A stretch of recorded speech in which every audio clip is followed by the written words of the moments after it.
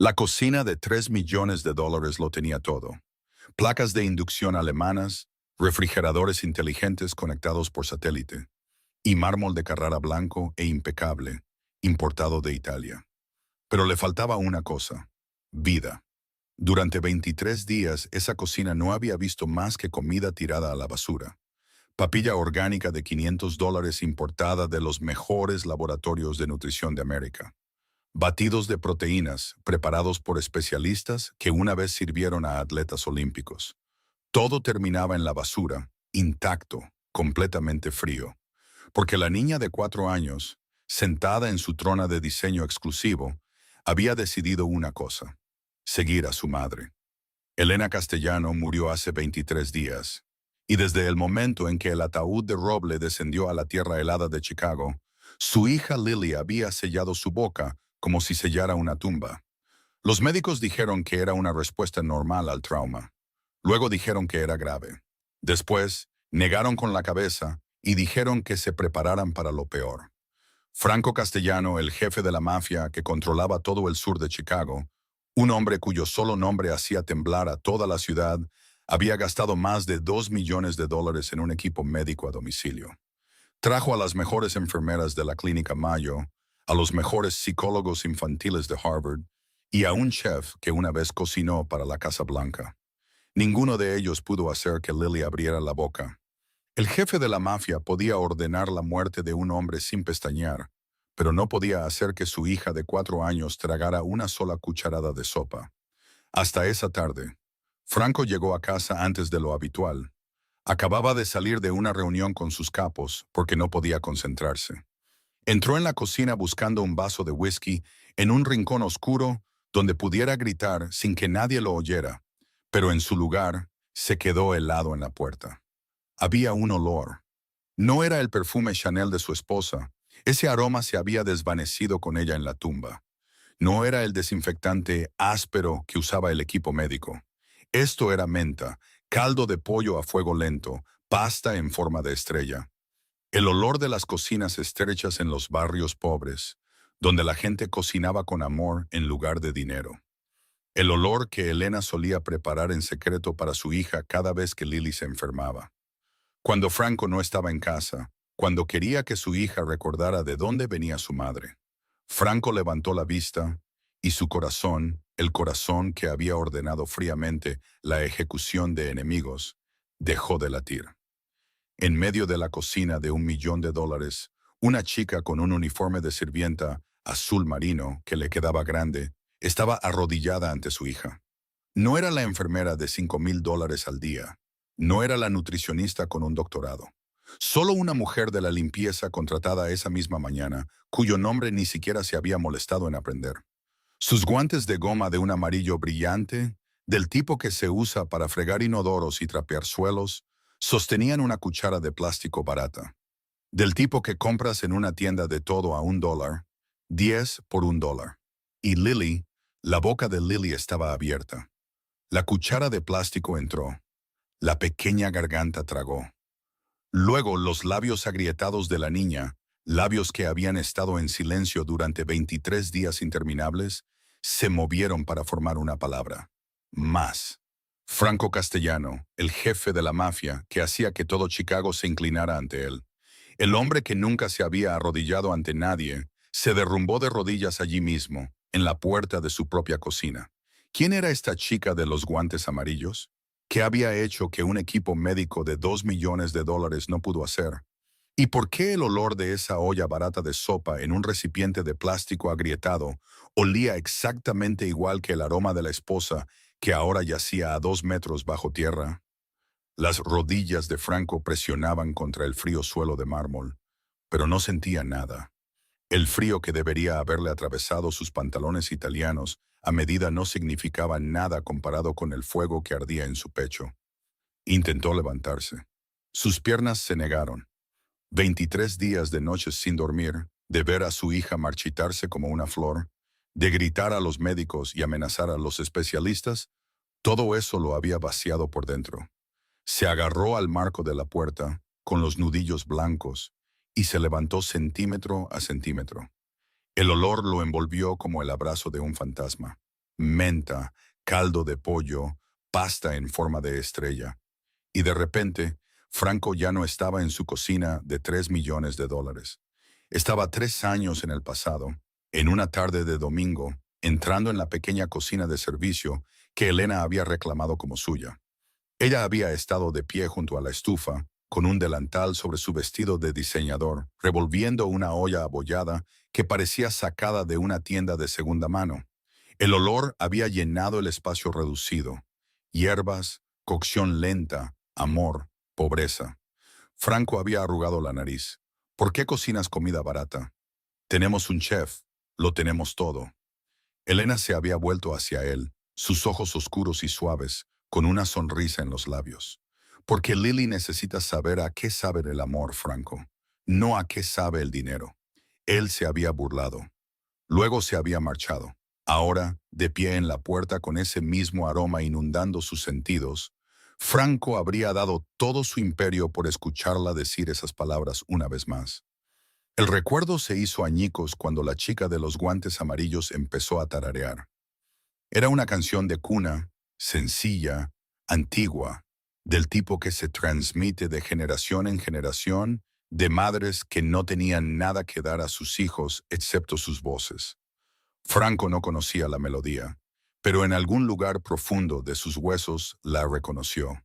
Y Lily, su Lily, que había sido una muñeca de porcelana con ojos vacíos durante 23 días interminables, hizo algo milagroso. La comisura de su boca se movió hacia arriba. No una sonrisa completa. Todavía no, pero era movimiento.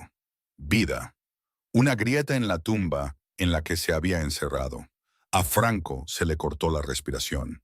Quería correr hacia adelante, tomar a su hija en brazos, llorar en su cabello y suplicarle que se quedara. Pero sus pies permanecieron congelados en el suelo porque tenía miedo. Miedo de que si se movía, si hacía un solo ruido, esta frágil magia se rompería como el cristal.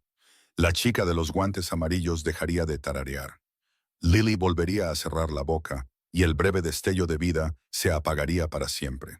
Así que Franco Castellano, el hombre que había ordenado ejecuciones sin inmutarse, que había construido un imperio sobre sangre y miedo, se quedó paralizado en su propia cocina, aterrorizado de sus propios pasos. El hechizo se rompió con un grito. ¿Qué demonios cree que está haciendo? La enfermera Patricia Coleman irrumpió en la cocina desde la entrada lateral, con el teléfono todavía en la mano, su rostro crispado por la indignación profesional. Lo había visto todo a través de la puerta de cristal. La chica de los guantes amarillos se giró, con los ojos desorbitados por el terror. La cuchara de plástico se le escapó de los dedos, resonando contra el suelo de mármol. La sopa salpicó la superficie blanca e impecable. Entonces vio a Franco. Su rostro perdió todo el color. Sus labios se separaron, pero no salió ningún sonido. En sus ojos, Franco vio el miedo animal y puro de alguien que no tenía nada que perder y estaba a punto de perderlo de todos modos. Pero Franco no la miró a ella. Miró a Lily. Su hija estaba mirando la cuchara caída, su pequeña mano extendiéndose hacia donde la chica había estado arrodillada. Sus labios se movieron, formando una palabra que no había pronunciado en 23 días. Más. Y por primera vez desde que bajaron el ataúd de Elena a la tierra helada de Chicago, una lágrima rodó por la mejilla de Franco Castellano. Para entender por qué esa única lágrima pesaba más que toda la sangre que Franco Castellano había derramado, hay que retroceder 23 días, al momento en que su mundo se convirtió en cenizas. El viento de Chicago esa mañana cortaba como 1000 cuchillas heladas. El cielo estaba bajo y gris, como si hasta los cielos estuvieran de luto. El cementerio de Oak Hill se extendía ante los dolientes, sus lápidas se alzaban de la nieve como dientes torcidos. Franco estaba de pie al borde de la tumba con un traje negro de Armani, su rostro tallado en granito. No lloró, no tembló. El jefe de la mafia, que había enterrado a su propio padre a los 12 años, sabía que las lágrimas eran un lujo que los poderosos no podían permitirse. A su lado, Lily apretaba el pañuelo de seda de su madre, el de color azul pálido que todavía llevaba el tenue fantasma del perfume Chanel. Sus pequeños dedos retorcían la tela con tanta fuerza que sus nudillos se pusieron blancos. Miraba el ataúd de roble mientras flotaba sobre la tierra helada, sus ojos oscuros sin parpadear, sin comprender. El sacerdote pronunció palabras que Franco no oyó. El ataúd comenzó a descender y Lily no lloró. Simplemente se apagó, como una bombilla que se funde. En un momento había una niña de 4 años de pie junto a su padre. Al momento siguiente, solo había un caparazón que respiraba, parpadeaba, pero estaba hueco. Franco se dio cuenta, pero no lo entendió. Todavía no. Los primeros 3 días, se dijo a sí mismo que era el shock. Los niños procesan el duelo de manera diferente. La psicóloga había dicho, dele tiempo, se recuperará. El 4.º día, Lily rechazó el desayuno. La niñera probó con avena, panqueques, su yogur de fresa favorito. Lily giró la cabeza y miró a la pared. El 7.º día dejó de beber agua, sus labios se agrietaron, su piel se puso pálida. Franco despidió a la niñera y contrató a 3 más. El 10.º día, el doctor Harrison Webb, el médico de familia que había tratado a 3 generaciones de castellanos, insertó una vía intravenosa en el pequeño brazo de Lily.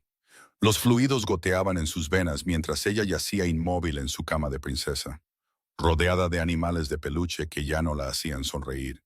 Día 14, día 17, día 20. Franco arrojó dinero al problema como si fuera gasolina sobre un fuego. Trajo en avión a especialistas pediátricos de Johns Hopkins. Contrató a nutricionistas, terapeutas, hipnotizadores.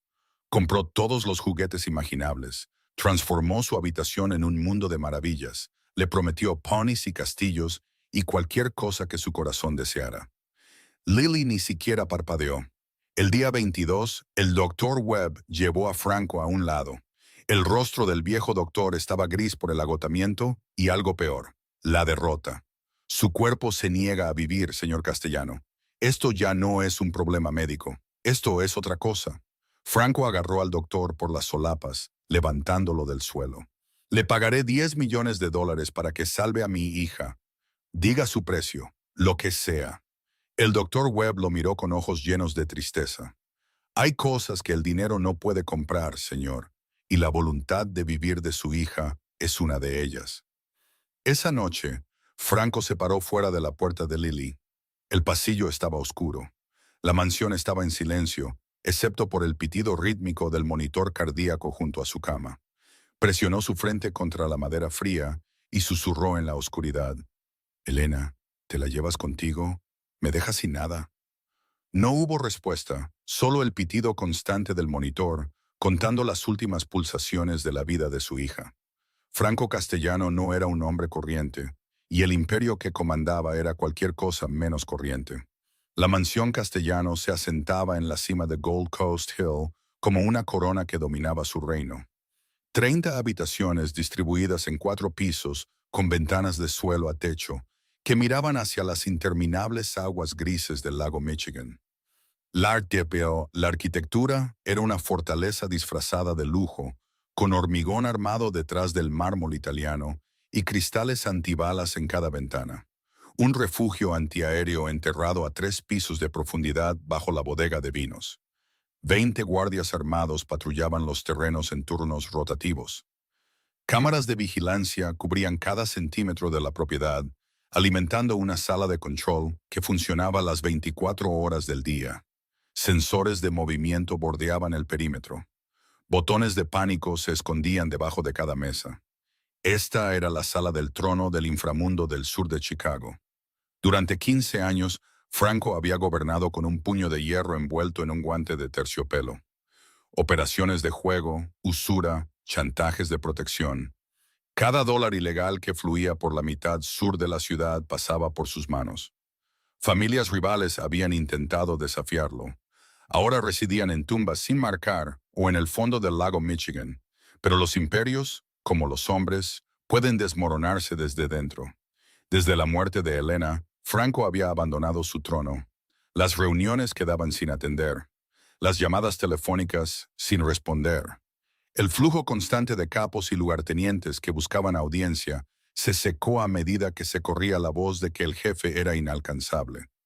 Vincent Moretti, el soldado de mayor confianza de Franco durante más de 20 años, se paró en la puerta del estudio una noche, con su rostro curtido surcado por la preocupación. Jefe, los irlandeses se están moviendo en el lado norte. Han tomado 3 de nuestros garitos de juego. Los rusos también están rondando. Huelen sangre. Franco estaba sentado en su sillón de cuero, mirando el monitor de seguridad que mostraba la habitación de Lily. Su hija yacía inmóvil en su cama, rodeada de máquinas que pitaban y zumbaban, manteniéndola viva a la fuerza. «Que lo tomen», dijo Franco, con la voz hueca. Vincent dio un paso adelante. «Jefe, si no respondemos, pensarán que somos débiles. 15 años de trabajo. Dije que lo tomen». Las palabras quedaron suspendidas en el aire como una sentencia de muerte. En 15 años, Franco Castellano nunca se había retirado. Nunca había mostrado debilidad. Nunca había dejado un insulto sin respuesta. Pero, ¿qué valía un imperio sin un heredero? Cada noche, Franco se paraba fuera de la puerta de Lily, incapaz de entrar. Presionaba la palma de su mano contra la madera, sintiendo las débiles vibraciones del equipo médico en el interior, escuchando el pitido rítmico que confirmaba que su hija todavía respiraba.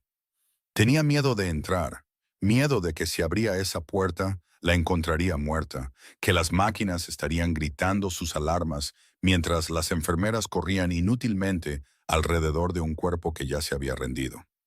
Así que se quedaba en la oscuridad y hacía algo que no había hecho desde que tenía 12 años, desde la noche en que vio a su padre desangrarse en el suelo de un almacén. Rezaba: «Dios, si estás escuchando, por favor, llévate cualquier cosa, llévatelo todo. Solo déjame a mi hija». La respuesta llegó el día 22, pero no de Dios. El monitor cardíaco chilló. La alarma atravesó la mansión como un cuchillo. Franco irrumpió por la puerta, casi arrancándola de sus bisagras, gritando por el doctor Webb, por las enfermeras, por cualquiera. El pequeño cuerpo de Lily convulsionó 1, 2 veces, y luego quedó inmóvil. 30 segundos de compresiones torácicas. 30 segundos del mundo de Franco colapsando. 30 segundos de negociar con cada deidad que alguna vez había maldecido. Luego, un latido. El doctor Webb se secó el sudor de la frente. Sus manos temblaban. «Está estable, por ahora». Se volvió hacia Franco, con los ojos llenos del peso de una verdad que no quería decir. «Tiene una semana, señor Castellano. Quizás menos. Se está dejando ir». Franco se arrodilló junto a la cama de su hija. Tomó su pequeña mano entre las suyas, tan pequeña, tan frágil, tan fría, y la presionó contra sus labios. «Haré lo que sea», susurró, «cueste lo que cueste». No sabía que la respuesta a su oración estaba, en ese mismo momento, contando sus últimas monedas en un apartamento en ruinas en el lado sur. A 45 minutos al sur de la mansión Castellano, en un mundo que bien podría haber existido en otro planeta, una joven estaba sentada en un colchón hundido, contando monedas. Aurora Hayes esparció el cambio sobre la sábana manchada. 3 monedas de 25 centavos, 4 de 10, 7 de 1 centavo. $1 con 22 centavos, la suma total de todo lo que poseía en el mundo. La habitación a su alrededor medía apenas 15 metros cuadrados. Grietas se extendían por las paredes como venas varicosas. Una mancha de agua florecía en el techo donde el tejado goteaba cada vez que llovía. Las cucarachas correteaban por las esquinas, sin molestarse ya en esconderse. El radiador había dejado de funcionar hacía 2 inviernos, y el propietario había dejado de fingir que lo arreglaría. Esto era su hogar. En la cama estrecha contra la pared opuesta, una anciana estaba sentada, apoyada contra almohadas planas, con los ojos nublados por la niebla del Alzheimer. Martha Hayes tenía 82 años, aunque su mente se había retirado a un lugar mucho más joven. Miraba a Aurora con una sonrisa confusa. «Sarah, ¿eres tú, Sarah? Trajiste mi medicina». El corazón de Aurora se encogió. Sarah había sido el nombre de su madre. Sarah llevaba muerta 12 años. «Soy yo, abuela. Soy Aurora». La sonrisa de Martha vaciló, luego volvió, vacía. Sara, siempre fuiste una buena chica. Tu padre llegará pronto a casa. Aurora miró las monedas en su mano, luego el frasco de prescripción en la mesita de noche, vacío desde ayer. La medicación para el Alzheimer de su abuela costaba $47 para un suministro de 2 semanas. Los comestibles más baratos que podía encontrar costarían al menos $15 para la semana. $1.22. Medicina o comida. Nunca ambas cosas. La elección la desgarraba, como cada mes, cada semana, cada día. Pero en realidad no había elección. Nunca la hubo. 6 meses atrás, Aurora había creído que la vida no podía empeorar. Se había equivocado. El recuerdo afloró sin ser llamado. El frío suelo de linóleo de la clínica gratuita, las luces fluorescentes zumbando sobre su cabeza, la sangre acumulándose entre sus piernas. Los usureros a los que su exmarido había pedido dinero la habían encontrado. Le habían dejado claro su punto con sus puños y sus botas mientras ella gritaba pidiendo una ayuda que nunca llegó. Cuando recuperó la conciencia, el rostro del médico se lo dijo todo. Embarazada de 5 meses, un bebé al que ya había nombrado en secreto, al que le susurraba en la oscuridad, prometiéndole una vida mejor que la suya. Perdido. Aurora no había llorado esa noche. No había llorado desde entonces. No le quedaban lágrimas. Un golpe en la puerta la sacó de su recuerdo. La abrió y encontró a una mujer con una chaqueta barata sosteniendo una tabla con papeles. El logotipo de la agencia de empleo se estaba despegando de su carpeta. Aurora Hayes, tengo un puesto. Ayuda doméstica interna. Una de esas grandes mansiones del norte. El pago es... La mujer revisó sus notas. Muy bueno. De hecho, 3 veces la tarifa normal. Los ojos de Aurora se entrecerraron. ¿Cuál es el truco? La mujer vaciló. El empleador es... bueno, su nombre es Franco Castellano. El nombre cayó como una piedra en agua tranquila. Todos en el lado sur conocían ese nombre, sabían lo que significaba, conocían los cuerpos enterrados debajo de él. El jefe de la mafia. Prefieren hombre de negocios. La mujer se encogió de hombros. Mira, estoy obligada a decírtelo. Lo que hagas con la información es tu elección. Aurora miró a su abuela, que ahora tarareaba una canción de cuna a un niño invisible.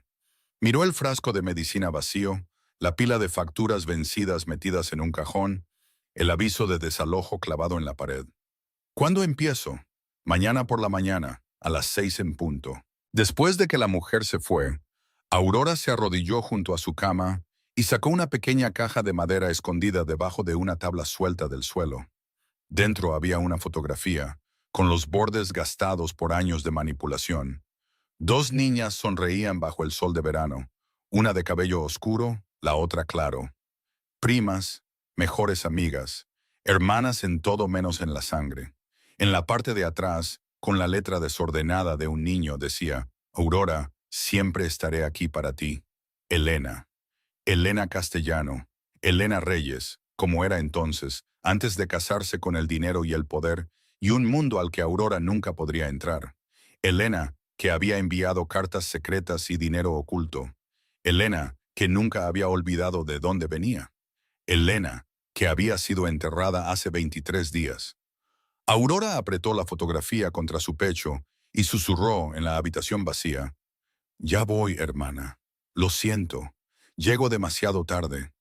Aurora llegó a la finca Castellano por la puerta de servicio, una entrada estrecha escondida detrás de un muro de setos perfectamente recortados, invisible para cualquiera que se acercara desde la entrada principal.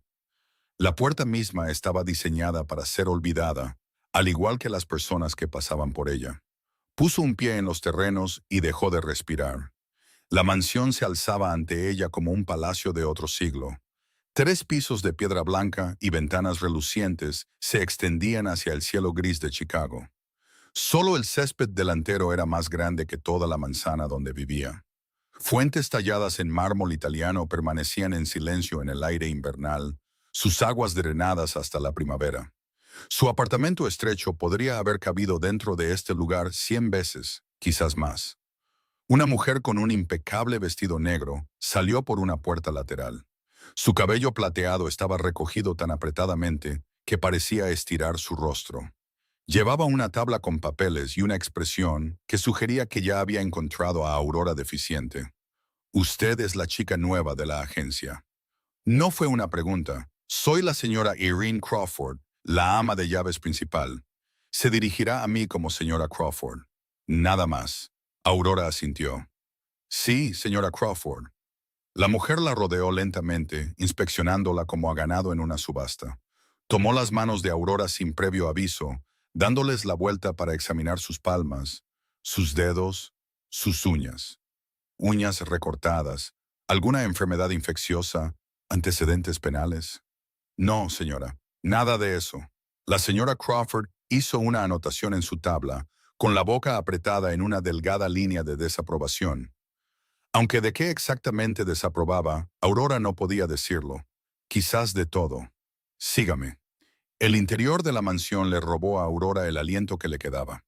Los suelos eran de mármol pulido tan impecable que podía ver su propio reflejo mirándola. Un fantasma con zapatos gastados y ropa de segunda mano, imposiblemente fuera de lugar en este templo de la riqueza.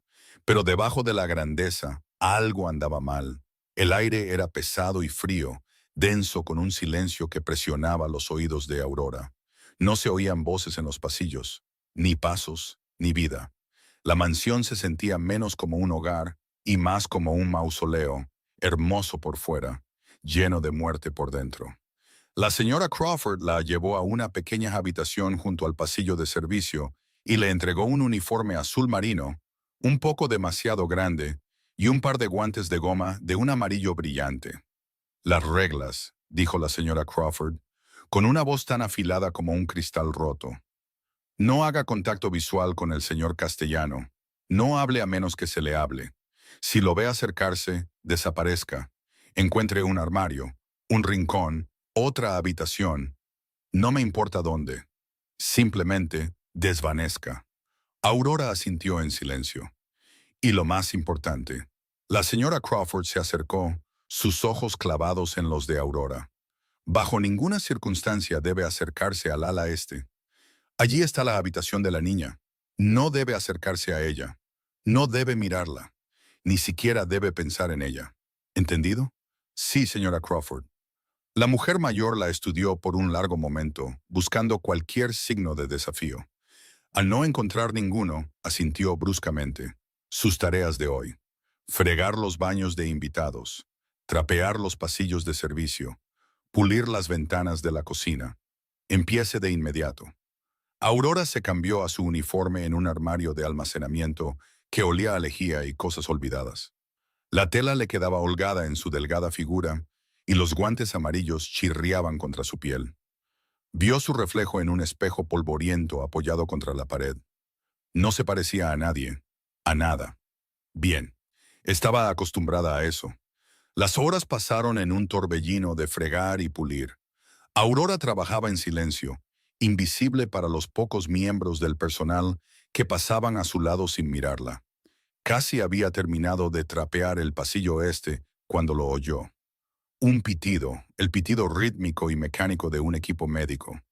Venía de detrás de una puerta cerrada al final del pasillo, la prohibida ala este. Las manos de Aurora se apretaron en el mango del trapeador.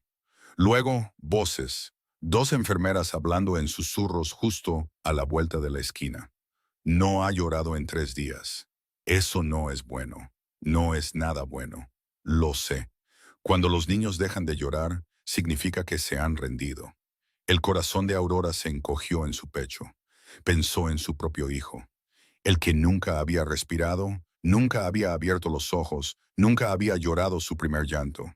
El que había perdido en el frío suelo de un hospital mientras extraños pasaban por encima de su cuerpo sangrante. Su bebé tampoco había llorado, porque algunas despedidas ocurren en silencio. La colisión de la que Aurora había sido advertida llegó apenas 3 horas después de su primer día. Estaba de rodillas en el vestíbulo principal, fregando el suelo de mármol con un cepillo que había visto días mejores. El cubo de agua jabonosa estaba a su lado, gris por la suciedad que ya había levantado de la piedra. Le dolía la espalda, le palpitaban las rodillas, pero seguía trabajando, invisible, silenciosa, tal como le habían enseñado. La puerta principal se abrió de golpe. Franco Castellano irrumpió como un huracán con forma humana.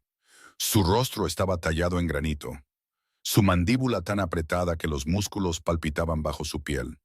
Sus ojos estaban inyectados en sangre por las noches de insomnio, bordeados por sombras tan oscuras que parecían moratones. Acababa de salir de otra reunión con el Dr. Webb, otra ronda de malas noticias, otra cuenta atrás hacia lo inevitable. Aurora lo vio demasiado tarde. Se apresuró a recoger sus cosas, a desaparecer como la señora Crawford le había ordenado, pero sus manos se movieron demasiado lentamente. Sus piernas respondieron demasiado tarde. El zapato de cuero italiano de Franco, hecho a mano, valorado en $5,000, golpeó el borde de su cubo. El agua salpicó el mármol impecable. Gotas rociaron sus zapatos, oscureciendo el cuero como heridas que se extienden. El silencio que siguió fue absoluto. Franco se detuvo en seco. Miró sus zapatos arruinados. Luego su mirada se dirigió a Aurora, todavía congelada de rodillas, con el cepillo apretado en sus dedos blancos. La miró como se mira a una cucaracha que corretea por un plato de comida. ¿Quién te ha dejado entrar aquí? Su voz era baja, controlada. De alguna manera, eso la hacía más aterradora que cualquier grito. La boca de Aurora se abrió, pero solo salió un susurro ahogado. Lo, lo siento, señor. Soy nueva. No vi. Señora Crawford, no levantó la voz. No lo necesitaba. En segundos, la ama de llaves se materializó desde un pasillo lateral, con el rostro pálido. Señor Castellano, le pido disculpas. Acaba de empezar esta mañana. Franco levantó una mano. La señora Crawford guardó silencio. Enséñele las reglas, dijo, cada palabra cayendo como una piedra en agua tranquila. Y consígale otros zapatos. El sonido de la goma barata en mis suelos es como uñas en una pizarra. Se dio la vuelta para irse, y Aurora se permitió un pequeño suspiro de alivio. Luego se detuvo. Y, señora Crawford, no miró hacia atrás. Manténgala alejada de Lily. No permitiré que mi hija se exponga al olor a pobreza que gente como esta trae consigo de las calles. Las palabras cayeron como una bofetada. Aurora permaneció inmóvil, con los ojos fijos en el suelo mojado mientras los pasos de Franco se desvanecían en las profundidades de la mansión. Oyó una puerta cerrarse de golpe en algún lugar lejano, y luego silencio. La señora Crawford se cernía sobre ella, la decepción irradiando de cada línea de su rígida postura. Limpie esto, y luego preséntese en las dependencias de servicio para ser reasignada. La ama de llaves desapareció, dejando a Aurora sola con el agua sucia y el escozor de la humillación. Lentamente, Aurora levantó la cabeza.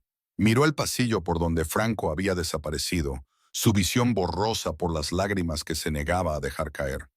Le habían llamado cosas peores en su vida. La habían tratado peor. Pero algo en su crueldad casual, la forma sin esfuerzo con que había descartado su existencia, le dolió más de lo que esperaba. Y sin embargo, en su memoria, la voz de Elena susurraba desde una carta escrita años atrás, palabras que Aurora había leído tantas veces que las sabía de memoria. Franco tiene un buen corazón, solo que está enterrado demasiado profundo. Aurora se tragó las lágrimas y recogió su cepillo. ¿Cuán profundo era demasiado profundo? ¿Y quedaba algo bajo todo ese hielo que valiera la pena desenterrar? Las 3 de la mañana, las dependencias de servicio estaban envueltas en la oscuridad, pero Aurora no podía conciliar el sueño. El colchón debajo de ella era delgado y duro. La habitación parecía una nevera. Aparentemente, el sistema de calefacción no llegaba a este rincón olvidado de la mansión. Yacía acurrucada bajo una manta que olía a naftalina, mirando al techo. Necesitaba moverse, respirar. Aurora se deslizó fuera de la cama y se adentró en el pasillo. La mansión de noche era una criatura diferente. Las sombras se acumulaban en las esquinas. La luz de la luna se colaba por las altas ventanas y cada crujido sonaba como un susurro de la tumba. Entonces lo oyó. No el pitido mecánico de los monitores. Esto era otra cosa. Un canto. La voz era áspera y quebrada, rompiéndose en cada nota. No tenía melodía, solo desesperación pura envuelta en sonido. Aurora la siguió hacia la prohibida ala este. La puerta estaba ligeramente entreabierta. Una luz tenue se derramaba en el pasillo. Se asomó por la rendija. Franco Castellano estaba sentado, encorvado junto a la cama de su hija, sus anchos hombros curvados hacia adentro, su espalda doblada como la de un anciano aplastado por el dolor. El poderoso jefe de la mafia que la había despedido como si fuera basura ahora parecía un recipiente vacío. Estaba cantando una canción de cuna. Las palabras salían confusas, la melodía irreconocible. Claramente no conocía la canción. Quizás nunca le había cantado a su hija antes de que Elena muriera, pero lo estaba intentando. Lily yacía inmóvil. Su pequeño cuerpo apenas levantaba las mantas. Su piel se estiraba delgada sobre huesos que ningún niño debería mostrar. En su pequeño puño apretaba un pañuelo de seda, azul pálido con una elegante letra E bordada en la esquina. El pañuelo de Elena. La voz de Franco se quebró en silencio. Presionó sus labios en la frente de su hija. «No me dejes, Lily». Su susurro se coló por la rendija. «Papá no puede sobrevivir sin ti». Su voz temblaba como la de un niño con miedo a la oscuridad. Aurora retrocedió, llevándose la mano a la boca para atrapar el sollozo que subía por su garganta. Este no era un monstruo, era un padre viendo morir a su hija. Huyó a su habitación, con las lágrimas corriendo por sus mejillas. Entendía este dolor. 6 meses atrás, ella también había cantado canciones de cuna. No a un niño en una cama, sino a un vientre hinchado que contenía todas sus esperanzas. Luego vino la sangre, luego el silencio donde debería haber habido un latido. Franco Castellano estaba perdiendo a su hija. Aurora ya había perdido a la suya, y en ese dolor compartido, algo invisible se resquebrajó entre ellos. Día 23, tarde. Aurora le habían asignado limpiar las ventanas de la cocina, la misma cocina donde todo estaba a punto de cambiar. Estaba de pie en una escalera de mano, los guantes de goma amarillos chirriando contra el cristal mientras limpiaba en círculos lentos. Debajo de ella se desarrollaba una escena que se suponía que debía ignorar. La enfermera Patricia Coleman estaba sentada frente a la trona de Lily, sosteniendo una cuchara cargada con una pasta nutricional gris. La niña estaba sentada inmóvil, una figura de cera con ojos huecos que no miraban a nada. El equipo médico que la rodeaba pitaba su constante cuenta atrás. «Lily, tienes que comer». La voz de Patricia no tenía calidez, solo frustración profesional. «Si no comes, tendremos que volver a ponerte el tubo». «Recuerdas el tubo, ¿verdad? Duele». Lily no parpadeó, no se movió, no reconoció que nadie hubiera hablado. Patricia lo intentó de nuevo, acercando la cuchara a los labios sellados de la niña. La pasta se untó en la boca de Lily, sin ser probada, no deseada. La enfermera la limpió con eficiencia mecánica. «Bien, como quieras». El teléfono de Patricia vibró en su bolsillo. Miró la pantalla, luego a la niña y de nuevo a su teléfono. Con un profundo suspiro, dejó la cuchara y se levantó. «Vuelvo enseguida. No te muevas de ahí». La broma cayó en el vacío de la cocina. Patricia salió por la puerta lateral, ya levantando el teléfono hacia su oreja. Las manos de Aurora dejaron de moverse contra el cristal. Miró a Lily, la miró de verdad por primera vez desde que entró en esta casa. La niña estaba esquelética. Su piel se estiraba tensa sobre huesos que sobresalían en ángulos antinaturales. Su cabello oscuro colgaba lacio y sin vida. Sus ojos, una vez brillantes según las fotografías que Aurora había vislumbrado por toda la mansión, ahora estaban apagados como piedras. Entonces Aurora lo vio. Una sola lágrima rodó por la pálida mejilla de Lily. Silenciosa, sin ser limpiada. La niña no sollozó, no moqueó, no hizo ningún sonido. Solo esa única lágrima, trazando una línea húmeda a través del residuo de pasta en su piel, una lágrima sin voz. El pecho de Aurora se apretó, su visión se nubló. 6 meses atrás, había yacido en el suelo de un hospital, sangrando, sola, invisible para la gente que pasaba por encima de su cuerpo. Nadie se había detenido. A nadie le había importado. Lo había perdido todo en silencio, rodeada de extraños que no veían nada que valiera la pena salvar. Miró la cámara de seguridad que parpadeaba en rojo en la esquina. Miró la puerta por la que Patricia había salido. Miró a la niña que moría poco a poco en su trona. Aurora bajó de la escalera. Sus manos se movieron antes de que su mente pudiera detenerlas. Caminó hacia su bolso, escondido en un rincón del área de servicio, y sacó un recipiente de plástico. Dentro estaba su almuerzo, sopa de pollo con pasta en forma de estrella y menta fresca.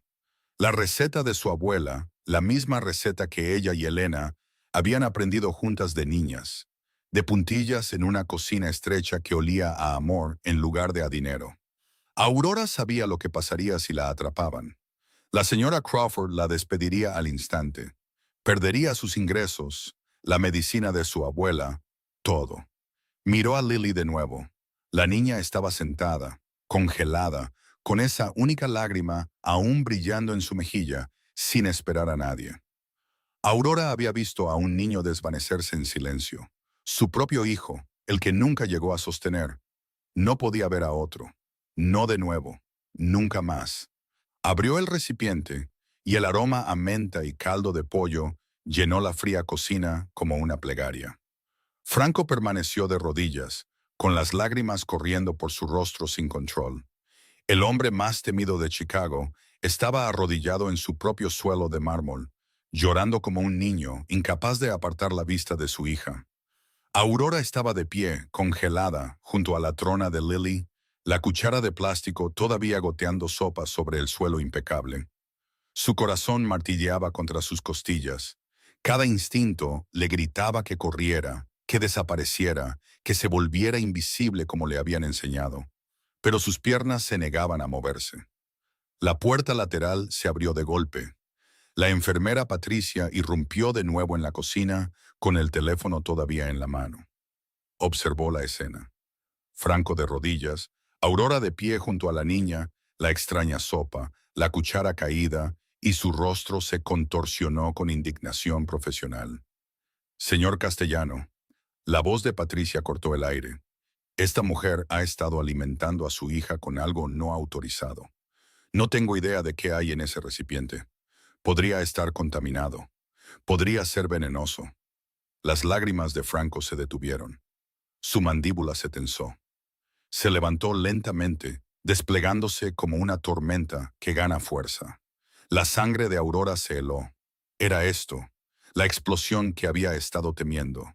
La furia de un jefe de la mafia, dirigida a una don nadie que se había atrevido a tocar a su hija moribunda. Franco caminó hacia ella. Cada paso resonaba como un disparo. Aurora retrocedió hasta que su espalda se presionó contra el frío acero del refrigerador.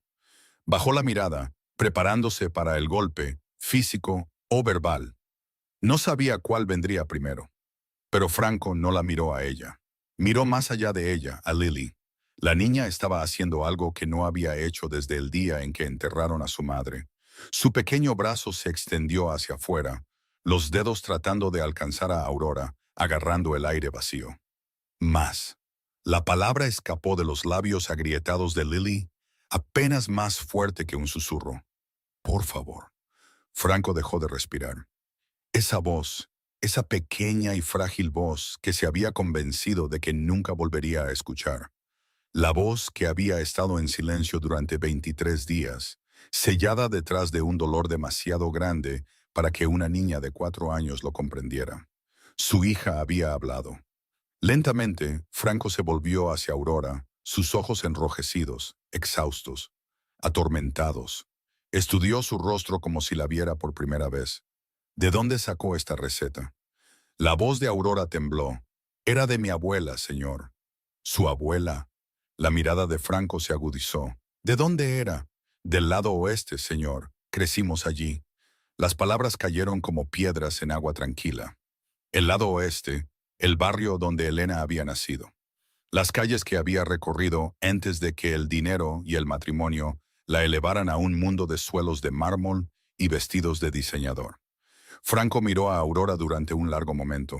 Algo cambió detrás de sus ojos, la sospecha dando paso a un cálculo desesperado. Se volvió hacia la señora Crawford, que se había materializado en la puerta, con el rostro pálido de confusión. Esta mujer se queda, dijo Franco. Su voz no dejaba lugar a discusión.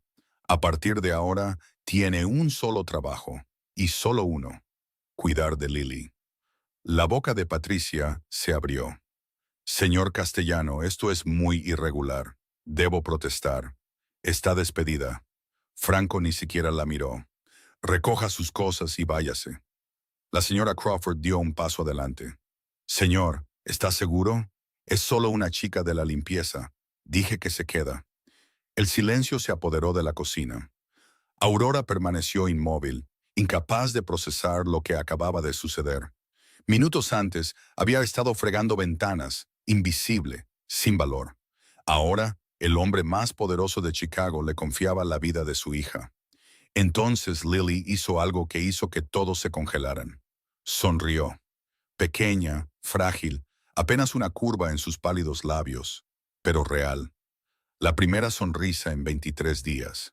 En los días que siguieron, la mansión Castellano comenzó a transformarse lentamente, de forma imperceptible, como el hielo que se derrite bajo el sol de invierno. El primer acto de rebelión de Aurora fue abrir las cortinas. Pesadas cortinas de terciopelo habían envuelto la habitación de Lily desde el funeral, aislando el mundo, atrapando el dolor dentro como humo en una botella. Aurora las descorrió, y la luz dorada de la tarde inundó el espacio por primera vez en casi un mes. La señora Crawford casi sufre un ataque al corazón cuando vio flores silvestres metidas en un vaso de agua en la mesita de noche de Lily. Margaritas comunes y dientes de león arrancados del borde del jardín, sus alegres cabezas amarillas asintiendo junto a máquinas que monitoreaban los latidos del corazón y los niveles de oxígeno. Esas malas hierbas atraerán insectos, protestó la ama de llaves. Aurora sonrió cortésmente y no las quitó. Todos los días cocinaba la misma sopa sencilla, caldo de pollo a fuego lento, pasta en forma de estrella, menta fresca de una planta que había pedido para el alféizar de la cocina. Todos los días cantaba las viejas canciones de cuna que su abuela le había enseñado, las mismas canciones que Elena había conocido, melodías transmitidas a través de generaciones de mujeres que no tenían nada que dar más que amor. Lily comenzó a regresar. El primer día comió medio tazón. Sus ojos seguían los movimientos de Aurora, rastreando la cuchara desde la olla hasta la boca. Al tercer día, el color había vuelto a sus mejillas, tenues sombras rosadas donde la palidez gris había vivido durante semanas. Al quinto día, pronunció una frase completa. Aurora, cuéntame un cuento. Aurora le contó sobre dos niñas que crecieron juntas en el lado oeste, que atrapaban luciérnagas en frascos de vidrio y soñaban con castillos lejanos. No dijo el nombre de la otra niña. No era necesario. Franco lo observaba todo. En su estudio, múltiples monitores mostraban las grabaciones de seguridad de toda la mansión, pero sus ojos permanecían fijos en una pantalla, la de la habitación de Lily. Vio a Aurora sentada con las piernas cruzadas en el suelo, construyendo fortalezas de almohadas con su hija. Vio a Lily reír, reír de verdad. El sonido era diminuto a través de los altavoces, pero inconfundible. Un sonido que estaba seguro de que había muerto con Elena. Franco quería ir con ellas. Quería abrir esa puerta, arrodillarse junto a su hija, formar parte de la magia que Aurora había tejido. Pero sus pies no se movían. Algo lo detenía. Orgullo quizás, o miedo, o la creciente conciencia de una emoción que no quería nombrar. Celos. Estaba celoso de una mujer de la limpieza, celoso de la facilidad con la que había llegado a su hija cuando todo su dinero y poder habían fracasado. Esa noche, Franco se paró fuera de la puerta de Lily, como había hecho tantas veces antes. Pero esta vez, en lugar de silencio y monitores pitando, escuchó cantar. La voz de Aurora se filtraba a través de la madera, suave y cálida, envolviendo una vieja canción de cuna. Lily ya estaba dormida. Podía oír su respiración constante bajo la canción. Por un momento, Franco se permitió apoyarse en el marco de la puerta y simplemente escuchar. Luego, unos pasos se acercaron por el pasillo. Vincent apareció, con el rostro sombrío. Jefe, tiene una visita. Margaret Whitmore está esperando en el salón principal. La expresión de Franco se oscureció al instante. Margaret, la madre de Elena. La mujer que nunca había aprobado las pobres relaciones de su hija, que había pasado años tratando de borrar cada rastro de los humildes orígenes de Elena. Nunca visitaba sin un propósito, y sus propósitos nunca eran buenos. Margaret Whitmore entró en la mansión Castellano como si fuera la dueña. A los 62 años se mantenía impecablemente conservada. Cabello rubio platino cortado en un bob afilado, un traje de Chanel que costaba más de lo que la mayoría de la gente ganaba en un mes. Perlas del Mar del Sur colgaban de su clavícula como una declaración de guerra. Sus tacones resonaban contra el suelo de mármol con la precisión de un metrónomo. Cada paso anunciaba su superioridad. La seguridad aquí se ha vuelto absurda, declaró antes de que Franco pudiera hablar. Me tuvieron esperando en la puerta durante 7 minutos. 7 minutos, Franco, y nadie pensó en informarme que mi propia nieta se había recuperado lo suficiente como para recibir visitas. La mandíbula de Franco se tensó. No sabía que venías, Margaret. Una abuela no debería necesitar una cita para ver a su nieta. Sus ojos recorrieron el vestíbulo, catalogando cada detalle, buscando defectos. He oído por ciertos canales que Lily ha mejorado. Quiero verla ahora. Franco consideró negarse. Cada instinto le decía que esta visita traería problemas. Pero Margaret era la madre de Elena, y a pesar de todo, tenía derecho legal como abuela de Lily. «Sígueme», dijo secamente. Subieron la gran escalera en silencio. El perfume de Margaret se arrastraba detrás de ella como una nube tóxica. Franco la condujo por el pasillo del ala este hacia la habitación que había sido una tumba solo unos días antes. Abrió la puerta. La escena en el interior detuvo a Margaret en seco.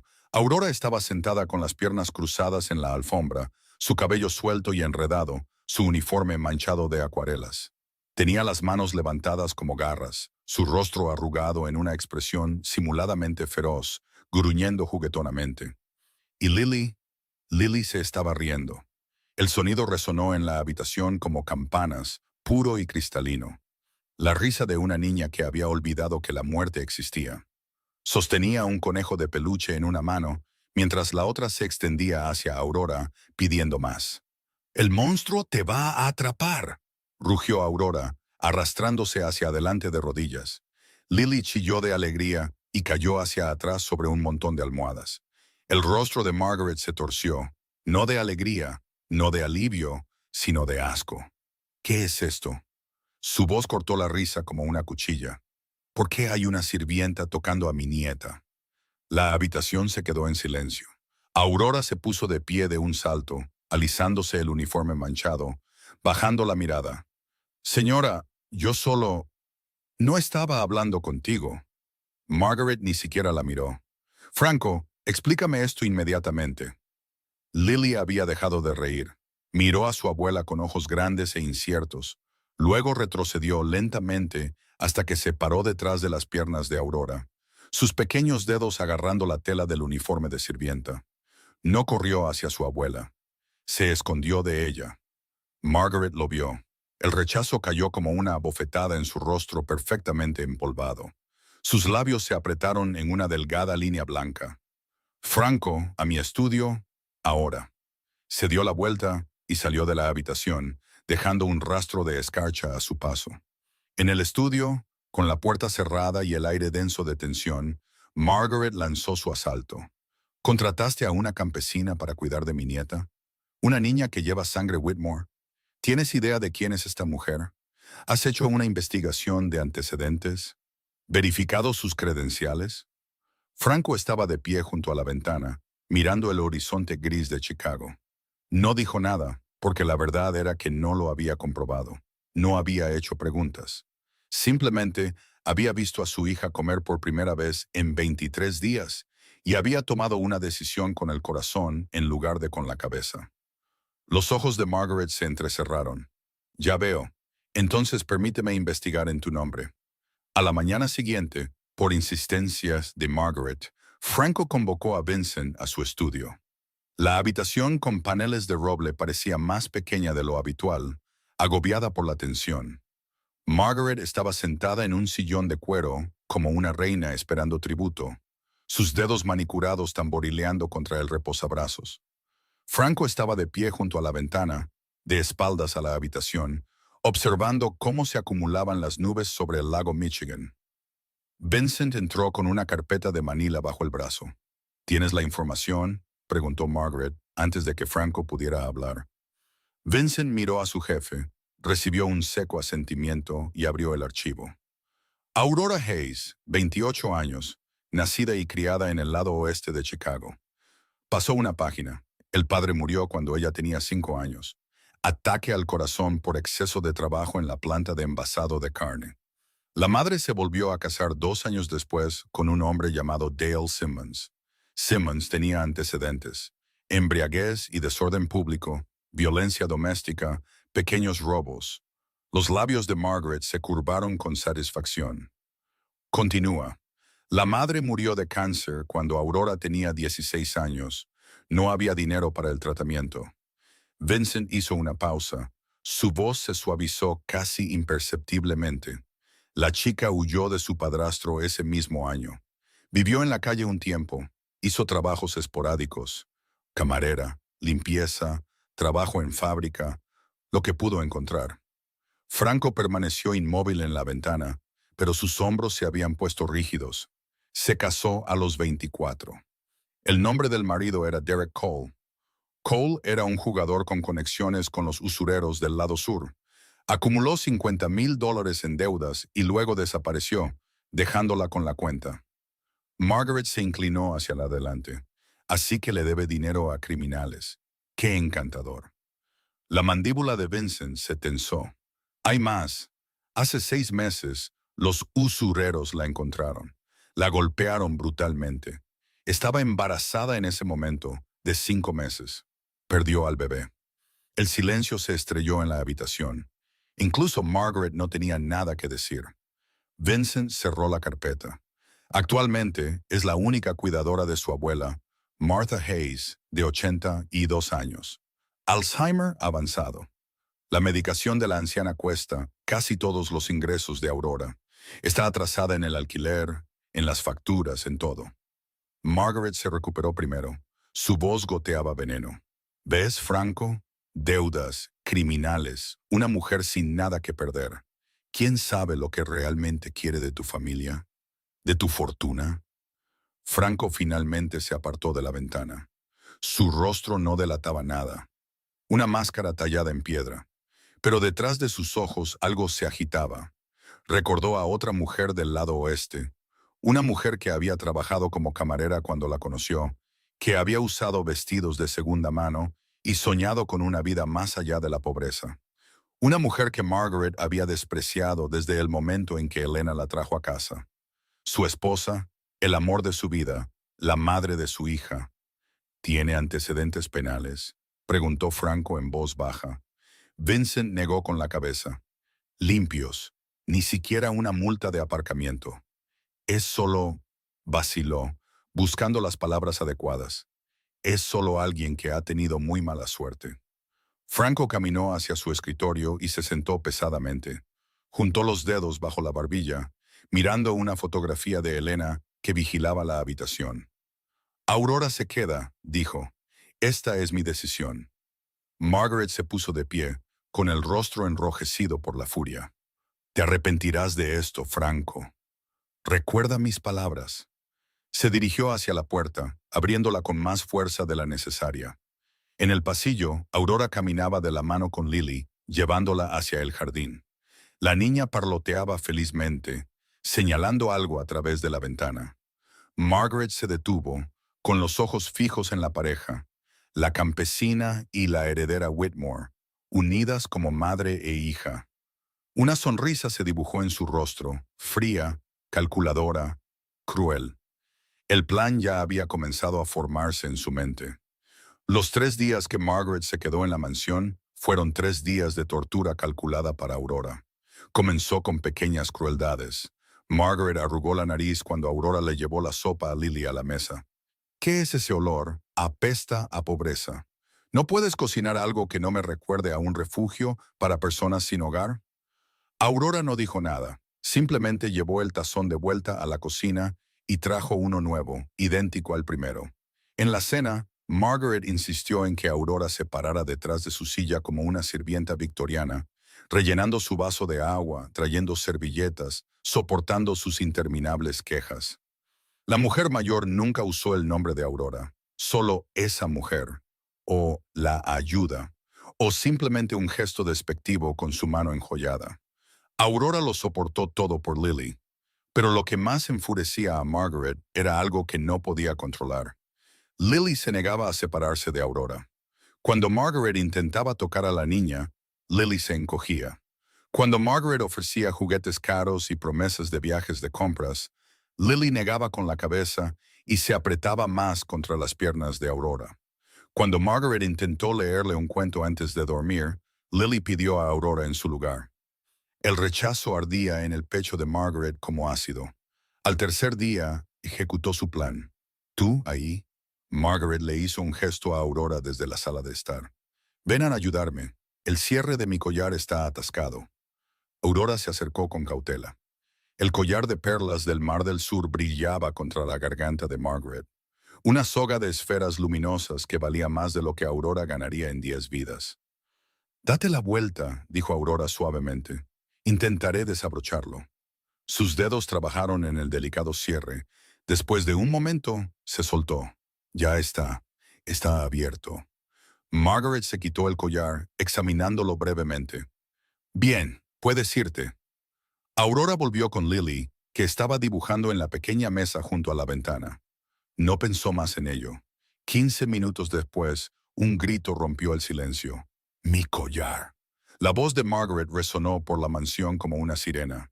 Miembros del personal llegaron corriendo de todas direcciones. Franco salió de su estudio, con el rostro oscuro de preocupación. Ha desaparecido. Margaret estaba en el centro del salón principal, con la mano presionada en su garganta desnuda. Mi collar de perlas del Mar del Sur, $200,000. Alguien lo ha robado. Sus ojos recorrieron al personal reunido, y luego se fijaron en Aurora con precisión láser. Ella fue la última en tocarme. Registradla. La sangre de Aurora se heló. Yo no. Registradla ahora. La señora Crawford dio un paso adelante, con el rostro sombrío. Señorita Hayes, por favor, vacíe sus bolsillos. Las manos de Aurora temblaban mientras metía la mano en el bolsillo de su delantal, el mismo delantal que había estado usando toda la mañana. El mismo bolsillo que no había contenido nada más que un pañuelo de repuesto y la cinta del pelo de Lily. Sus dedos tocaron algo frío y redondo. Lo sacó. Las perlas del Mar del Sur cayeron en cascada de su bolsillo, captando la luz, imposiblemente hermosas, imposiblemente condenatorias. La señora Crawford ahogó un grito. El rostro de Margaret se contorsionó con triunfo. Ahí lo tienen, una ladrona. Lo supe desde el momento en que la vi. Aurora miró el collar en su mano. Ella no lo había tomado. Ni siquiera lo había tocado después de quitárselo del cuello a Margaret. Pero nada de eso importaba ahora. Miró a Franco, buscando en su rostro al hombre que había llorado en la puerta de la cocina, el hombre que le había confiado la vida de su hija. Sus ojos se encontraron con los de ella, fríos, duros, ilegibles. Acero donde había habido calidez. Franco caminó hacia Aurora, cada paso golpeando el mármol como un martillo clavando clavos en un ataúd. Sus ojos se movieron de las perlas que colgaban de su mano temblorosa a su rostro pálido, aterrorizado, suplicante. Luego a Margaret, que se secaba los ojos secos con un pañuelo de seda, representando un dolor que no sentía. Una guerra se desató dentro de su cráneo. La lógica le gritaba. La evidencia era clara. El collar había sido encontrado en su bolsillo. Tenía deudas. Tenía un motivo. El expediente que Vincent había compilado pintaba un retrato de desesperación. Una mujer ahogándose que podría agarrarse a cualquier cosa para sobrevivir. Pero algo más susurraba bajo el ruido, algo más silencioso, algo que recordaba la forma en que Aurora se había arrodillado ante su hija, cantando canciones de cuna que olían a menta y milagros. La voz de Margaret rompió su vacilación. Llama a la policía, Franco. Esta mujer es una criminal. Debería pudrirse en la cárcel por lo que ha hecho. La mandíbula de Franco se tensó. Escándalos, titulares, el nombre castellano arrastrado por los tabloides. Sus enemigos se darían un festín con el caos. No hay policía, dijo. Su voz era plana. Muerta. No quiero reporteros merodeando por mi propiedad. Se volvió hacia Aurora. Sus ojos se encontraron, los de él cerrados y fríos, los de ella rebosantes de una esperanza desesperada. Tienes 5 minutos para salir de esta casa. Las palabras cayeron como piedras lanzadas contra un cristal. Señor, por favor. Aurora dio un paso adelante, su voz quebrándose. Yo no lo tomé. Lo juro por mi vida. Nunca lo haría. Confié en ti una vez. La voz de Franco cortó sus protestas como una cuchilla. Te di a mi hija y me lo pagaste con traición. Yo no... 5 minutos, empezando ahora. Aurora se quedó helada, con las perlas aún en la mano. La señora Crawford se adelantó y se las arrebató de los dedos, manejándolas como reliquias sagradas profanadas por un toque común. Lentamente, Aurora se desató el delantal. Lo dobló cuidadosamente, un último acto de dignidad ante la destrucción, y lo dejó sobre la mesa de mármol. Caminó hacia la puerta principal. Entonces un grito rasgó la mansión. ¡Aurora! ¡No! Lily apareció en lo alto de la gran escalera, descalza, con el rostro surcado de lágrimas. Lo había oído todo a través de los conductos de ventilación que transportaban el sonido por toda la vieja casa. La niña bajó las escaleras volando, casi tropezando, sus pequeñas piernas bombeando frenéticamente. Se estrelló contra las piernas de Aurora, rodeándolas con sus brazos con una fuerza desesperada. No te vayas, mami, no te vayas. Aurora dejó de respirar. Mami. La palabra quedó suspendida en el aire como una oración y una maldición. Franco miró a su hija.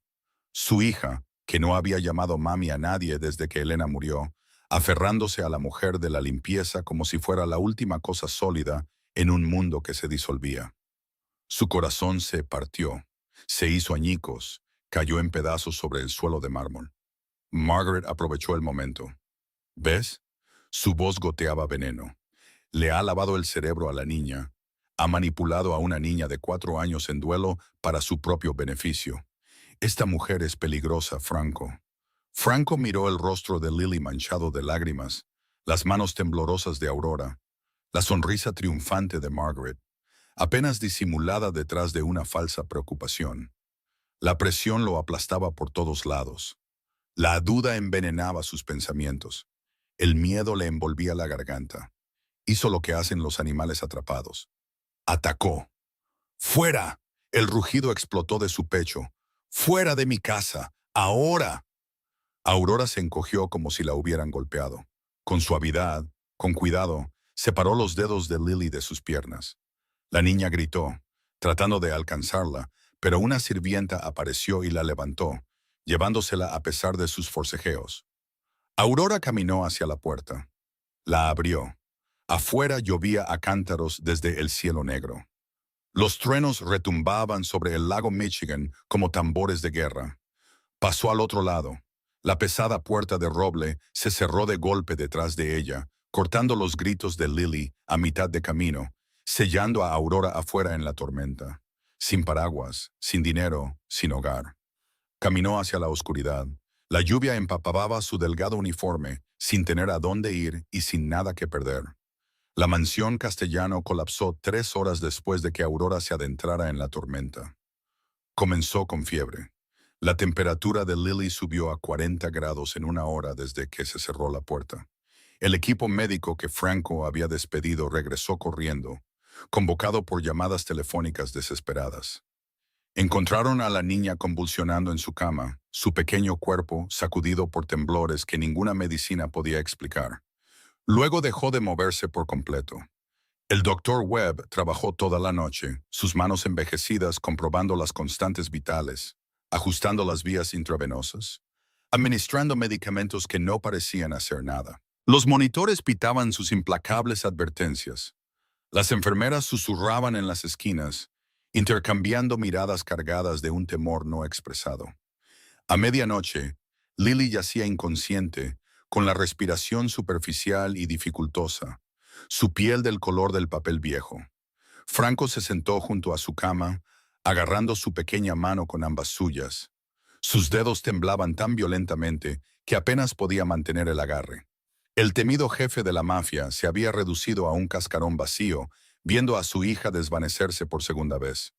No lo entiendo, admitió el doctor Webb, con la voz cargada de agotamiento y confusión. Estaba estable, incluso mejorando. Luego esa mujer se fue, y en cuestión de horas, sacudió la cabeza. Es como si su cuerpo simplemente se hubiera rendido de nuevo. Franco no respondió. No podía.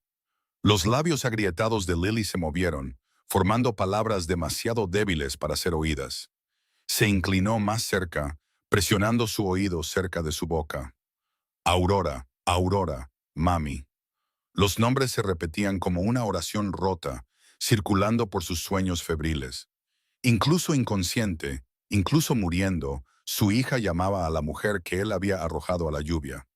Margaret estaba en un rincón de la habitación, con los brazos cruzados, el rostro dispuesto en una expresión de preocupación maternal. Pero Franco notó algo que atravesó su niebla de dolor. Sus ojos no coincidían con su rostro. Detrás del ceño fruncido y los labios apretados, había un destello de algo más, algo brillante, duro y satisfecho. Triunfo.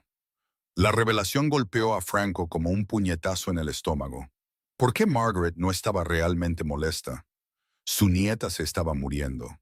Su única conexión con su hija muerta se desvanecía ante sus ojos. Sin embargo, bajo la actuación de preocupación, Margaret Whitmore parecía una mujer que había ganado. Franco soltó la mano de Lily. Se levantó lentamente, sus articulaciones doloridas, su cuerpo sintiendo de repente cada uno de sus 37 años. Jefe, Vincent dio un paso adelante desde las sombras. ¿A dónde va? Franco no respondió. Salió de la habitación de Lily, pasando junto a las enfermeras, el equipo médico, los retratos de antepasados que habían construido su imperio sobre sangre y miedo. Sus pies lo llevaron por el pasillo este hacia una puerta que no había abierto desde el día en que enterraron a su esposa. El estudio de Elena. Lo había cerrado con llave la mañana después de su funeral y había tirado la llave. Todo dentro permanecía exactamente como ella lo había dejado. Sus libros, sus fotografías, sus secretos. Franco se paró ante la puerta, su mano flotando sobre el pomo del latón. Sus dedos temblaban. Sabía que si abría esta puerta, tendría que enfrentarse a todo de lo que había estado huyendo. El dolor, la culpa, la verdad sobre la mujer que acababa de arrojar a la tormenta. Y quizás, si Elena había dejado algún rastro de sí misma, las respuestas que necesitaba desesperadamente. Su mano se cerró alrededor del pomo. La puerta se abrió y el fantasma de Elena Castellano sopló sobre el rostro de Franco. Su perfume aún perduraba, débil, casi imaginario, pero inconfundible. El aroma a gardenias y vainilla que una vez había significado hogar, amor, seguridad, ahora significaba pérdida. Franco entró en el estudio como un hombre que entra en una tumba. Nada se había tocado desde el día de su muerte. Sus libros se alineaban en los estantes en la misma cuidadosa disposición. Sus pinceles estaban en un frasco de cerámica sobre el escritorio, las cerdas rígidas por el color seco. Fotografías familiares sonreían desde marcos de plata.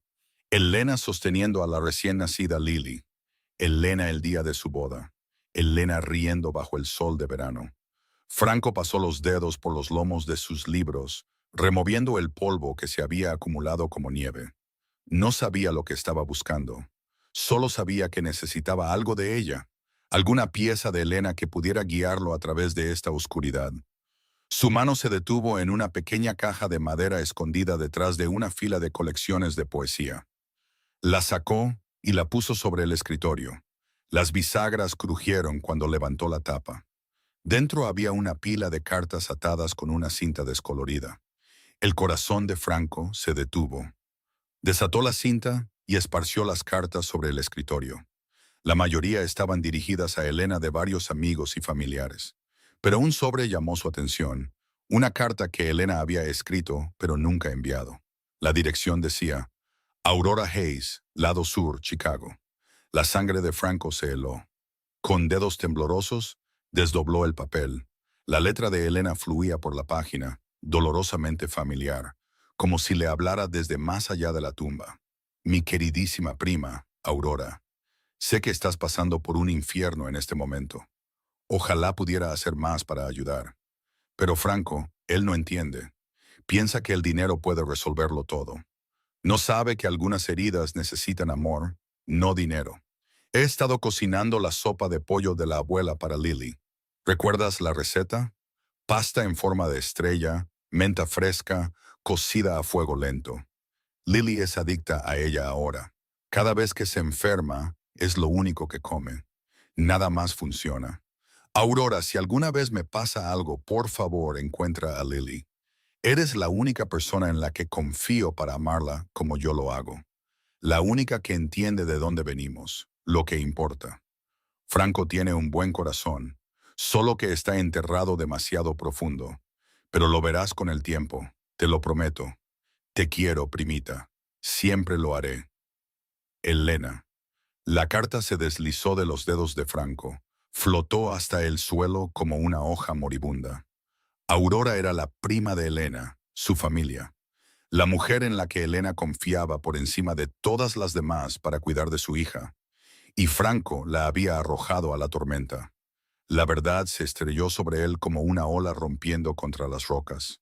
La sopa, las canciones de cuna, la conexión instantánea entre Aurora y Lily.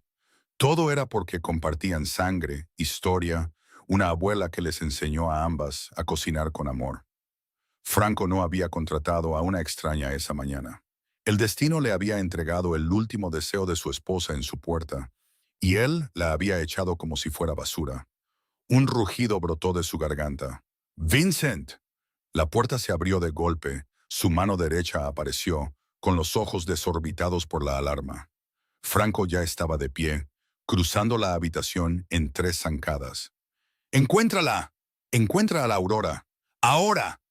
Franco irrumpió por la puerta principal de la mansión en medio de la furiosa tormenta. La lluvia le azotaba la cara como agujas helada. Los truenos retumbaban sobre su cabeza, sacudiendo el suelo bajo sus pies. No se detuvo a por un abrigo. No se detuvo por nada. Vincent corrió tras él, gritando por encima del aullido del viento. «Jefe, déjeme conducir. No puede salir solo». Franco lo ignoró. Corrió hacia el garaje, sus zapatos de cuero resbalando en la grava mojada, su traje de $1000 ya empapado. Tenía el teléfono pegado a la oreja antes de llegar al coche. «Señora Crawford, el expediente personal de Aurora Hayes. Necesito su dirección ahora mismo». Escuchó, memorizó, colgó. Vincent lo alcanzó mientras Franco se lanzaba al asiento del conductor de un todoterreno negro. El motor rugió. Vincent apenas logró subir al lado del pasajero antes de que Franco pisara el acelerador, haciendo que el vehículo saliera disparado por el camino de entrada. Condujeron a través de la tormenta como hombres poseídos. Los limpiaparabrisas luchaban una batalla perdida contra el diluvio. Los relámpagos iluminaban las calles vacías en breves y cegadores destellos. Franco agarraba el volante con tanta fuerza que sus nudillos se pusieron blancos, empujando el vehículo a través de intersecciones inundadas que habrían detenido a cualquier conductor cuerdo. Lado sur. El barrio se transformó a medida que cruzaban fronteras invisibles. Las elegantes casas de piedra rojiza del norte dieron paso a edificios de apartamentos en ruinas. Las farolas parpadeaban o estaban apagadas. Los baches se convirtieron en cráteres. Luego, la carretera desapareció por completo. Un río de agua fangosa se extendía por la calle, demasiado profundo y traicionero para pasar. Franco pisó los frenos. «Tendremos que dar la vuelta», empezó Vincent. Franco ya estaba fuera del coche. Se sumergió en el agua de la inundación sin dudarlo, vadeando un lodo que le llegaba hasta las rodillas y que succionaba sus zapatos de cuero italiano. La lluvia le pegaba el pelo al cráneo. El barro salpicaba su traje arruinado. No le importaba. Corrió por las calles inundadas, golpeando puertas, gritando a rostros sorprendidos que se asomaban por las ventanas lluviosas. Aurora Hayes. ¿Conocen a Aurora Hayes? ¿Dónde vive? Encogimientos de hombros confusos, puertas cerradas de golpe, miradas de sospecha. Finalmente, una anciana envuelta en un chal raído abrió su puerta. La chica de la abuela enferma.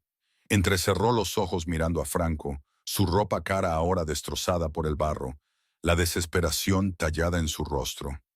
La desalojaron la semana pasada. El propietario la echó.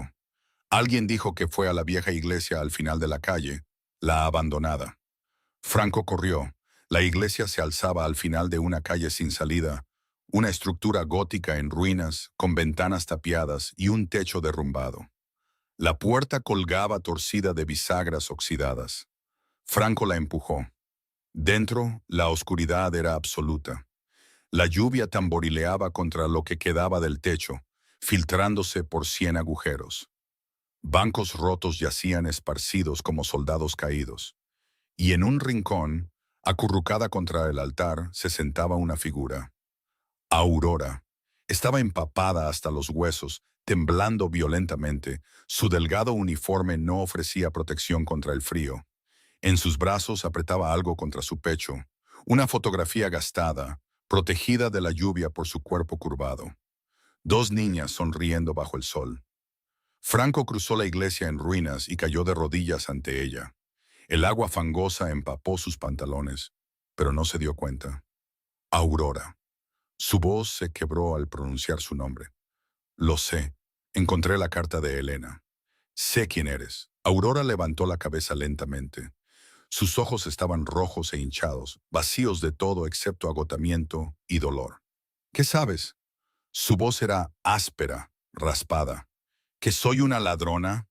¿O que soy la prima pobre que Elena tuvo que esconder de ti porque me habrías mirado exactamente como lo hiciste el primer día? Franco bajó la cabeza. Sé que no merezco el perdón, susurró. Pero Lily se le está muriendo. Está llamándote. Por favor. Su voz se quebró. Por favor, vuelve. Te necesita.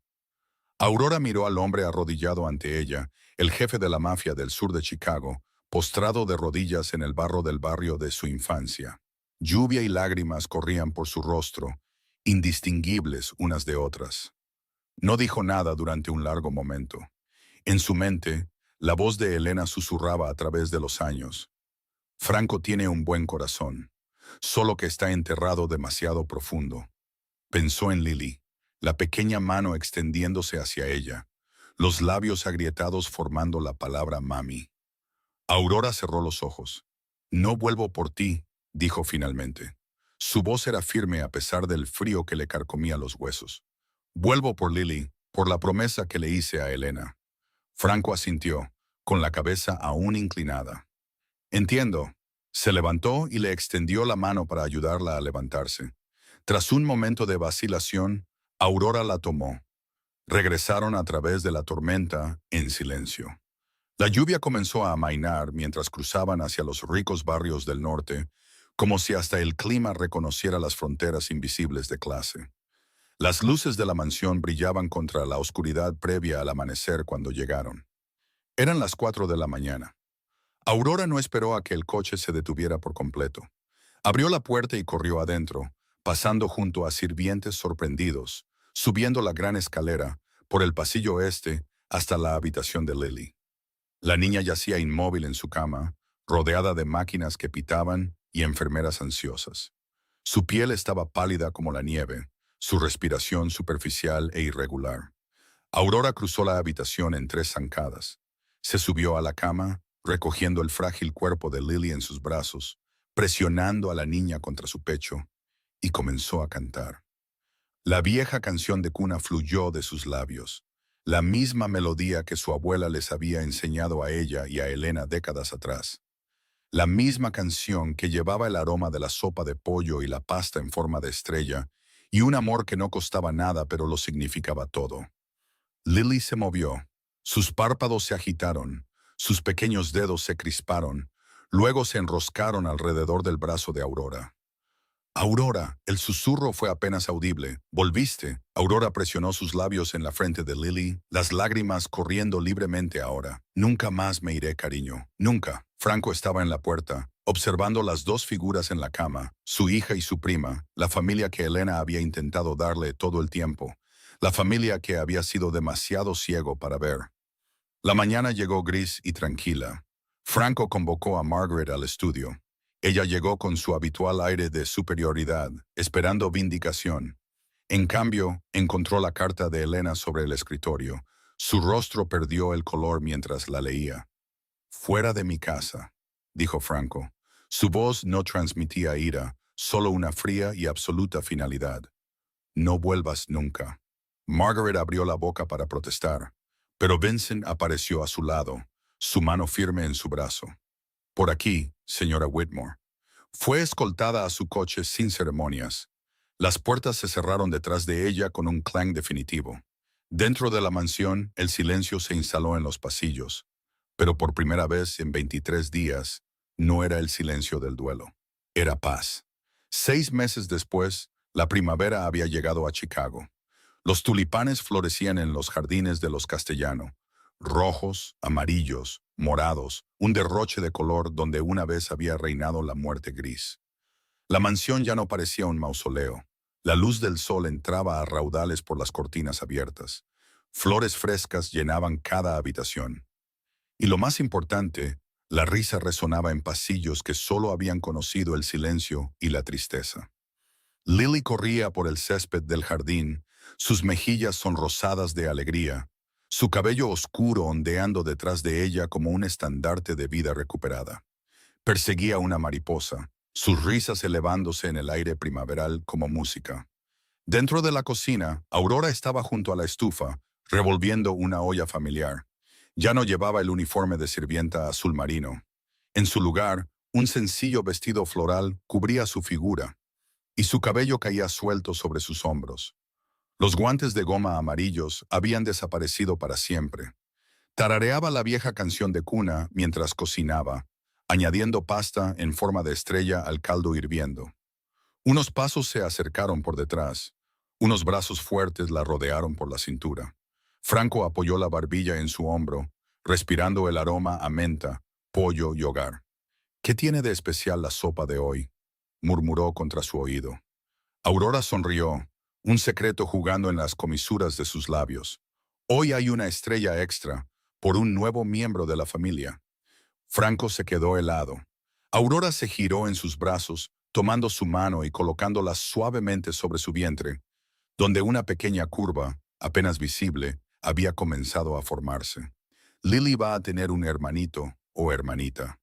Franco, el jefe de la mafia, que una vez había ordenado ejecuciones sin inmutarse, sintió que las lágrimas le corrían por las mejillas. Pero no eran lágrimas de dolor, ni de rabia, ni de desesperación. Eran lágrimas de pura e incontenible alegría. Antes de que pudiera hablar, la puerta de la cocina se abrió de golpe. «Papá, Aurora, mirad lo que he atrapado». Lily entró corriendo, ahuecando sus manos con cuidado alrededor de algo precioso. Abrió las palmas para revelar una delicada mariposa, con las alas pintadas de naranja y negro. Se posó justo en mi dedo, como por arte de magia. Franco levantó a su hija en brazos, atrayendo a Aurora con el otro. Los tres se quedaron juntos en la soleada cocina. Una familia forjada no solo por la sangre, sino por el amor, la pérdida y las segundas oportunidades. En la encimera cercana, una fotografía enmarcada en plata observaba la escena. Elena sonreía desde detrás del cristal, sus ojos cálidos, su expresión pacífica, como si lo hubiera sabido todo el tiempo, como si lo hubiera planeado desde el principio. Esta historia nos recuerda que el amor no se puede comprar con dinero o poder. Los médicos más caros y los mejores chefs no pudieron salvar a Lily, pero una simple olla de sopa hecha con amor la trajo de vuelta a la vida. A veces, los mayores milagros provienen de los lugares más humildes. La familia no siempre se define por la sangre. Aurora y Lily compartían un vínculo más profundo que la genética. Un vínculo construido sobre la compasión, el sacrificio y el coraje de amar a pesar del riesgo de perder. y la redención siempre es posible. Franco enterró su corazón bajo capas de orgullo y dolor. Pero cuando finalmente se arrodilló en el barro y pidió perdón, descubrió que nunca es demasiado tarde para cambiar. Si esta historia te ha llegado al corazón, por favor, Mayo, pulsa el botón de me gusta y suscríbete a nuestro canal para no perderte ningún otro video. Comparte esta historia con alguien que necesite escucharla hoy. Nos encantaría saber qué comida reconfortante de tu abuela o madre tiene el poder de sanar tu alma. Para la familia Castellano fue la sopa de pollo con pasta en forma de estrella. ¿Cuál es para ti? Por favor, deja un comentario abajo y comparte tus pensamientos.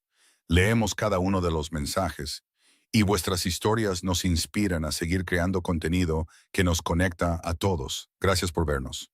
Te deseamos buena salud, felicidad y paz en tu vida diaria, que siempre encuentres tu propia estrella, incluso en las noches más oscuras. Adiós por ahora y nos vemos en el próximo video.